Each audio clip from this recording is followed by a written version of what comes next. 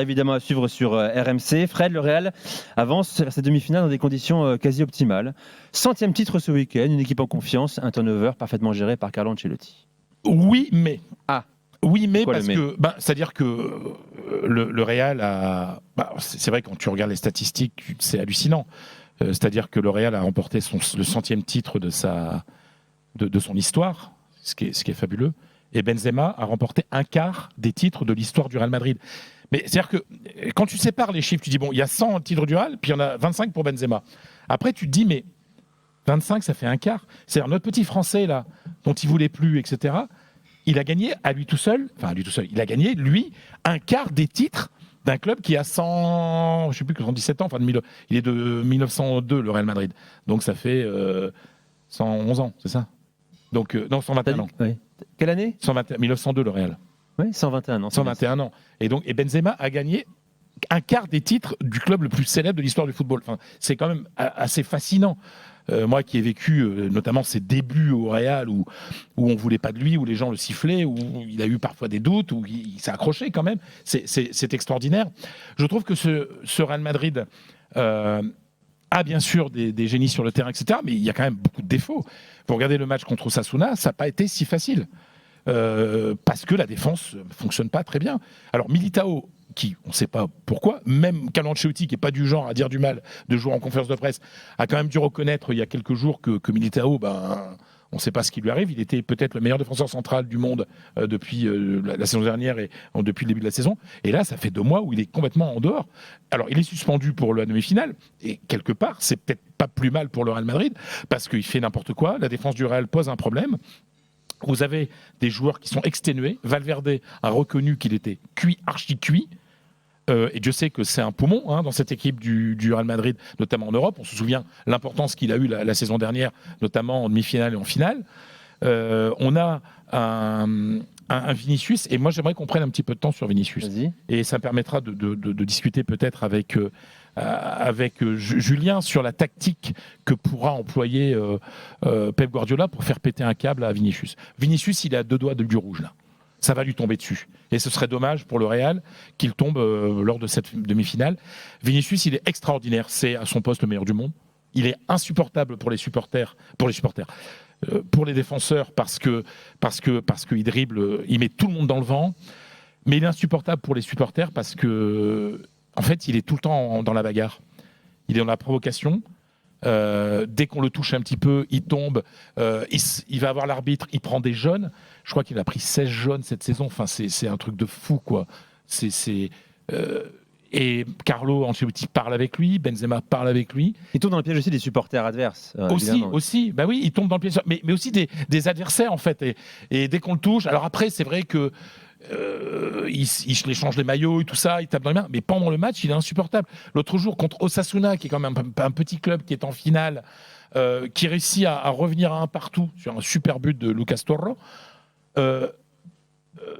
Rodrigo met le deuxième but, il a mis un doublé, et là, tu as Vinicius qui se moque de l'adversaire. Et ça, tu peux pas faire ça. T'as 20 ans, t'es super fort, et en fait, il énerve tout le monde. Et je sais, moi, j'en avais discuté avec Carlo Ancelotti il y a 1 an déjà, en disant il faut qu'il arrête, quoi. Le contact, ça fait partie du jeu. Il peut pas revenir dès qu'on le touche, presque mettre un coup de boule, s'approcher du joueur adverse, quoi. Et ça lui pose problème. Et donc c'est un joueur, il est tellement nerveux. Alors il est extraordinaire. Peut-être que ça fait partie de sa manière de fonctionner. Ça aussi, sa motivation, elle est aussi dans le fait de penser que personne l'aime, que tout le monde est contre lui, etc. Mais il frôle le carton. Et là, je pense qu'il risque le carton rouge contre City. Et je me demande s'il n'y a pas... Est-ce qu'il n'y a pas un Vinicius Liga et un Vinicius Ligue des Champions dans le comportement? Non, parce qu'il est, c'est sa manière de fonctionner. Et je me demande s'il n'y a pas... Après, je ne suis pas sûr que ce soit vraiment le genre de Pep Guardiola, mais je vais passer la balle à l'ami Julien. Mais est-ce qu'il n'y a pas un coup à jouer, comme un certain Marcello Lippi avec un certain défenseur avait fait péter un câble à Zinedine Zidane en finale de 2006. Est-ce qu'il n'y a pas moyen pour Manchester City de priver le Real de son meilleur élément? Parce qu'il est inarrêtable. Il est inarrêtable. Et même la meilleure défense du monde ne peut rien contre lui. Il est dans un état de forme absolu. Mais il y a ce risque. Et est-ce que la faiblesse du Real n'est pas l'état de nervosité absolue et de provocation permanente de Vinicius Junior. Bon, voilà, il a encore pris un carton jaune ce week-end. Il sera Mais oui. suspendu pour le prochain match en Liga. Pas de rouge, en revanche, cette saison pour lui Mais il a en frôlé, Liga. à chaque fois il frôle. Pour le moment. Réponse de Julien dans un instant. C'est un teasing. D'abord, avant de parler de City, tu veux bien répondre à Fred. Est-ce que c'est dans l'esprit de Guardiola de faire péter un plomb à un joueur dont le comportement est fragile? Non, pas du tout. Aussi talentueux et aussi bon que soit Vinicius cette saison. Et effectivement, c'est le danger numéro 1, je pense. Enfin, en tout cas, cette ligne de 3 devant pour le Real. Je pense qu'à aucun cas, à aucun moment dans le plan de jeu, dans le plan tactique de Guardiola, il y a cette éventualité de lui faire péter d'aller le provoquer, de lui faire péter un plomb. Je pense que Kyle Walker devrait être l'arrière droit de la rencontre pour justement essayer de contenir au maximum Vinicius, notamment dans la vitesse, bien sûr. C'est un peu facile, c'est un peu réducteur aussi, mais je pense que dans l'esprit, ça devrait être ça. Plus que Akanji ou John Stones, par exemple, ça devrait être Kyle Walker qui s'y colle, un peu comme il avait fait avec Kylian Mbappé, par exemple, lors de la Coupe du Monde avec l'Angleterre contre les Bleus. Mais ça n'ira pas plus loin qu'une confrontation directe, individuelle entre Walker et Vinicius. Je pense que collectivement, ils auront peut-être un plan aussi pour contenir au maximum Vinicius, mais il n'y aura pas de provocation, il n'y aura pas de tentative de le faire sortir de son match et de lui faire prendre un carton jaune ou un carton rouge. Julien, est-ce qu'on part sur les mêmes 11 que contre le Bayern en quart de finale? Je pense que ce sera ça, effectivement. C'est un peu dur pour Riyad Mahrez parce qu'il a encore été très bon ce week-end, et une très belle performance. Il avait été très bon lors des 2 matchs de la saison dernière, par exemple, c'est clair. Mais la rencontre de Bernardo Silva, enfin la double performance de Bernardo Silva contre le Bayern, je pense qu'elle joue beaucoup en sa faveur pour un match pareil, notamment dans sa faculté de presser. On va le répéter, mais c'est peut-être le meilleur joueur aujourd'hui en termes de pressing, d'intelligence de pressing aussi. Et ça va être très, très important pour Manchester City demain contre le Real, parce que je pense qu'ils vont aller les chercher haut, ils vont essayer de les faire douter, de récupérer le ballon le plus haut possible. Et pour ça, Bernardo, c'est vrai, il faut le reconnaître, même si on est fan de Riyad Mahrez, est meilleur dans ce registre-là. Donc après, Grealish, Haaland, De Bruyne, Gundogan qui est dans la forme de sa vie, Rodri bien sûr, et puis les 4 centraux, pas de Nathan Ake. Donc Akanji, Walker, Stones et Ruben Dias joueront. Je pense qu'Ake aurait pu jouer, mais ils ne voudront pas prendre de risques avant le match retour. Tiens, petite secousse, hein. C'est pas une polémique, j'imagine pas qu'il y ait un penalty gate en Angleterre après le don de Erling Haaland à son ami, t'en parlais à l'instant, Gundogan pour le 3e éventuel but de City, penalty, City mène, Haaland le donne à Gundogan, Guardiola n'a pas apprécié. C'est une posture de Guardiola, comme il peut en faire parfois, on le sait, ou c'est sincère? Je pense que c'est un peu de tout, et d'ailleurs c'est un débat assez fascinant, je trouve, parce que effectivement City mène 2-0 contre Leeds, 2 buts de Gundogan, qui n'a jamais marqué un triplé dans sa carrière. Ils mènent 2-0, ils contrôlent totalement la rencontre contre une équipe qui a vraiment du mal cette saison, qui a du mal beaucoup dans cette rencontre-là. Penalty, effectivement, obtenu par Manchester City. Normalement, c'est Erling Haaland qui le tire. Il a marqué 30 de ses 33 derniers penalties. Donc, même s'il en a raté un, il n'a pas raté le dernier, mais celui d'avant, l'avant-dernier. C'est lui qui doit le tirer. Normalement, on l'a dit, il a marqué 35 buts déjà en championnat cette saison. Il bat tous les records. Sauf qu'Erling Haaland donne le ballon à Gundogan. Gundogan a expliqué après la rencontre. Il regarde Haaland. Leur regard se croise. Il ne sait pas trop ce qu'Haaland va faire. Et puis Haaland vient vers lui avec le ballon, lui donne le ballon pour que Gundogan tire le penalty. Gundogan, je crois que c'est 13 sur 15 penalty réussis, mais il avait effectivement manqué. Il en avait manqué 2 assez récemment. Et Gundogan tire sur le poteau, le gardien effleure le ballon, ça rebondit sur le poteau.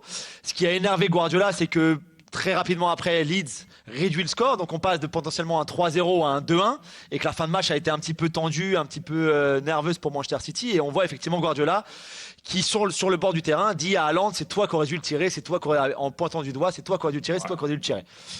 Haaland a été gentil, entre guillemets, et généreux envers Gundogan pour lui offrir son triplé. Comme on l'a souvent vu des tireurs de penalty le faire, par exemple, quand ton partenaire n'a pas marqué depuis longtemps, tu peux tirer penalty quand un joueur vient d'arriver dans un club pour marquer. Cristiano Ronaldo avec Benzema au moment où Benzema exactement. C'était contre l'Athletic Club de Bilbao. Et Dieu sait s'il est obsédé par les stats, Cristiano Ronaldo. Bien sûr. Mais je trouve ça bien. Enfin.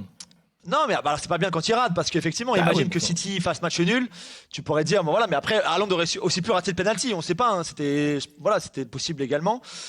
Ce qui était intéressant, c'est qu'Alan Shearer, par exemple, à la télévision anglaise, samedi soir, raconté cette histoire où lui avait joué quand il était à Newcastle un match contre Southampton, je crois, où il menait 7-0. Il avait déjà marqué 4 buts.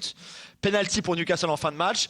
Il y a un joueur de Newcastle qui vient demander à Shearer s'il peut pas tirer le penalty vu que Shearer a déjà marqué un quadruplé.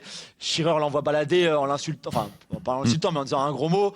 Et c'est Shearer qui a tiré le penalty. Il a marqué. Et je pense que ce que Shearer voulait dire en racontant cette histoire-là, c'est que à un moment certains buteurs seront tellement individualistes, un petit peu égoïstes, mais tellement obsédés par le but et comme tu l'as dit par les statistiques, etc. que qu'ils aient marqué un but, 2 buts, 3 buts, qu'un partenaire soit sur un doublé, un triplé, un quadruplé, peu importe, c'est eux le penalty, c'est eux qui les tirent de penalty, ils prendront le penalty quoi qu'il arrive. Voilà. Bon, Haaland a fait différemment. L'aurait-il laissé s'il était encore à 34 buts en première ligue Peut-être pas. Tu vois, pour battre le dans record. 3 ans, peut-être qu'il l'aurait tiré lui, il l'aurait marqué. Voilà, on ne sait pas. Il est encore jeune. Il a C'est vrai que peut-être a trouvé beaucoup sa de ce qui s'est classe, passé. effectivement. Il a Oui, mais c'est outrepassé sûr, comment dire, son statut. Hein. Ouais, Quand un manager c'est donne une élégant. indication, tu respectes.